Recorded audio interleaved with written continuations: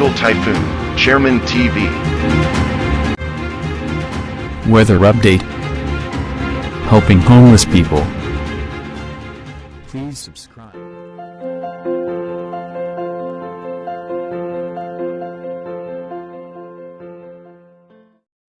Magandang umaga po, ito po ang ating latest update ngayong araw, May 31, 2025. Patuloy nga pong umiral sa ating bansa itong southwest monsoon. Ito na nga po yung pagbugso ng habagat at asahan na nga po natin na makakaranas na nga po ng madalas na pagulan ang western section ng ating bansa. At meron din po tayong frontal system na nakakaapekto naman po yan sa extreme northern Luzon. At ayon nga po sa ating advanced weather forecast ngayong buwan ng June, expected na nga po natin na mas magiging tuloy-tuloy yung mga posibilidad na pagulan. At may mga nakikita tayong low pressure area at isa na posibleng maging bagyo pero hindi po direktang makakaapekto sa ating bansa. Dito po yan sa may parte ng South China Sea. Dito naman po sa ating rain map animation. So mamaya nga pong alas 12 ng tanghali, asahan natin mataas ang tsansa ng may mga pag-ulan. Dito nga po sa may parte ng Batangas, Metro Manila, sa may parte po ng Bataan, Mindoro Provinces at sa may Palawan. Dito naman po sa may parte ng Central Luzon ay asahan naman po natin yung makulimlim na kaulapan na minsan may pagbiglaang pagbuhos ng pagulan.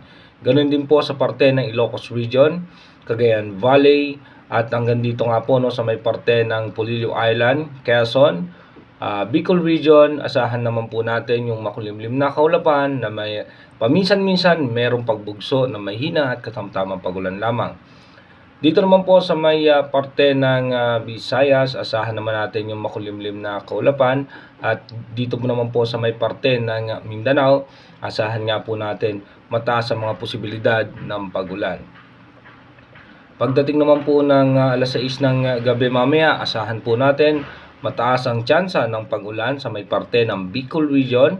Dito rin po sa may parte ng Marinduque. Asahan din po natin sa parte ng Romblon, dito po sa may parte ng northern portion ng Visayas at makulimlim na kaulapan dito nga po sa Luzon, Central Luzon, Metro Manila, Mindoro Provinces, ganun din po sa may parte ng Mindanao. Dumako na nga po tayo sa ating advanced weather forecast. Dito po sa ating advanced weather forecast, bukas nga po, June 1, expected nga po natin mataas ang tsansa ng pagulan sa western section nga po ng ating bansa. Pagdating naman po ng June 2, ganun pa rin po, habagat pa rin po ang makakaapekto sa ating bansa. At pagdating ng June 3 hanggang June 4, asahan nga po natin na mataas ang mga posibilidad, lalo po pagdating ng hapon na magkakaroon ng mga pag-ulan dahil po sa habagat.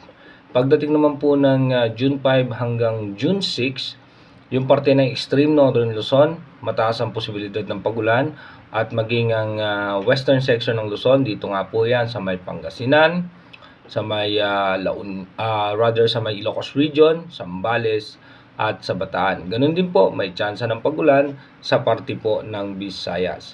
Pagdating naman po ng June 7 hanggang June 8, asahan natin mataas po ang percentage ng pag-ulan sa may parte ng western section ng Luzon, Palawan hanggang sa parte ng Bicol Region at ilang bahagi ng Visayas.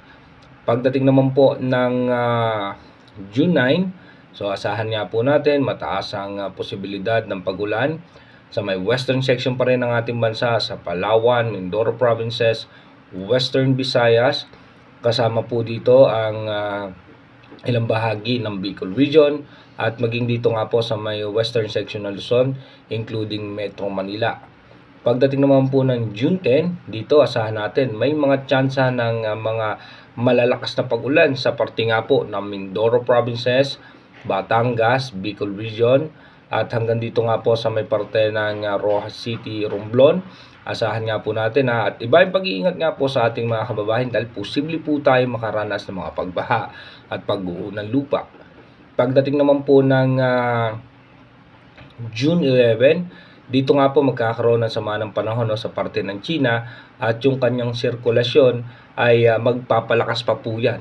dito nga po sa may habagat na posibleng magdala ng malalakas na pagulan sa parte ng Central Luzon, Metro Manila, dito po sa parte ng Laguna, Batangas, Cavite, kasama rin po dito ang Mindoro Provinces, Palawan, Bicol Region at ilang bahagi ng western section ng Visayas. Kaya iba yung paghahanda nga po sa ating mga kababayan.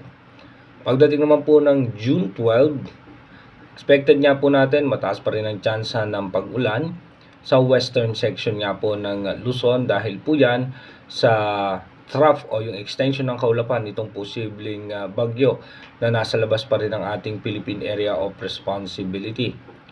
Pagdating naman po ng June 13, yung kanyang extension pa rin po ng kaulapan na hinahatak o pinapalakas po niyan yung habagat na posibleng magdala pa rin po ng mga pagulan sa ating bansa. At pagdating naman po ng June 14, posible nga po itong sama ng panahon na ito ay tumama dito sa may parte ng China at hahatakin naman po niya yung habagat at mababawasan yung mga pagulan sa western section ng ating bansa, habang yung easterlies naman o yung mainit na hangin na nanggagaling sa dagat Pasipiko, ito naman po yung makakaapekto sa ating bansa. Pero sa ngayon nga po, wala naman tayo nakikitang posibleng bagyo na direktang tatama sa ating bansa hanggang sa June 14. Pero again, inuulit natin yung ating advanced weather forecast is possible scenario pa lamang po yan. Malaki pa rin po ang tsansa na magbago po lahat yan. Kaya manatili tayong tumutok sa ating advanced weather forecast para malaman natin yung mga posibleng sama ng panahon na makakaapekto sa ating bansa. Mag-iingat po tayo palagi. God bless.